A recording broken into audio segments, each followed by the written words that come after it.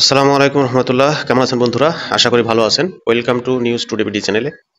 আপনারা ইতিমধ্যেই হয়তো অনেকে জেনেছেন যে রেলওয়েতে 516টি পদের এমসিকিউ পরীক্ষা বাতিল করেছে। অর্থাৎ রেলের যে 516টি পদের এগেনস্টে যে এমসিকিউ পরীক্ষা হয়েছিল সেটা বাতিল করেছে রেলওয়ে কর্তৃপক্ষ।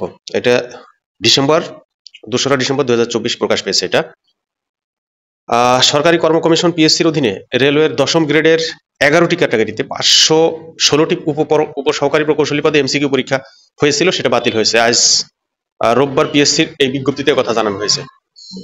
পিএসসির বিজ্ঞপ্তিতে বলা হয়েছে রেলওয়ের 10ম গ্রেডের 516টি উপসহকারী প্রকৌশলী পদের এমসিকিউ লিখিত পরীক্ষা 5ই জুলাই অনুষ্ঠিত হয়েছে। গত জুলাই মাসের 5 তারিখে অনুষ্ঠিত হয়েছিল। ওই পরীক্ষা বাতিল করা হয়েছে। এই পরীক্ষা আগামী বছর মার্চে সুবিধাজনক কোনো সময় অনুষ্ঠিত হবে। গত 5ই জুলাই অনুষ্ঠিত বাংলাদেশ রেলওয়ে উপসহকারী প্রকৌশলী পদসহ বিভিন্ন নিয়োগ পরীক্ষার প্রশ্নপত্র ফাঁসে জড়িত থাকার অভিযোগে সরকারি কর্ম কমিশন পিএসসির 2 জন উপপরিচালক, 1 জন সহকারী পরিচালক সহ 17 জনকে গ্রেপ্তার করে পুলিশের অপরাধ তদন্ত বিভাগ সিআইডি।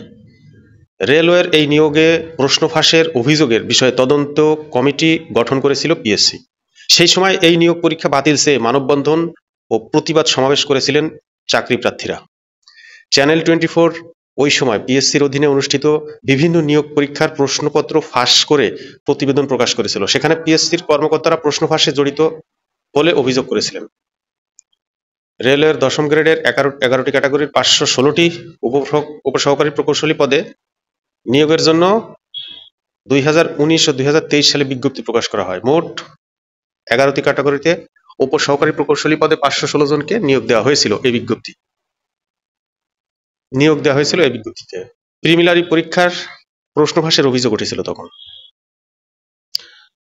তো ঠিক আছে বন্ধুরা, ভালো থাকবেন আর চ্যানেলটি সাবস্ক্রাইব করে রাখবেন এবং প্রতিটি তথ্য আপনাদেরকে সবার আগে দেওয়ার চেষ্টা করি। সাপোর্ট করবেন যাতে করে আমিও আপনাদের সাথে দীর্ঘ পথ চলতে পারি। তো ঠিক আছে, ভালো থাকবেন। আল্লাহ হাফেজ।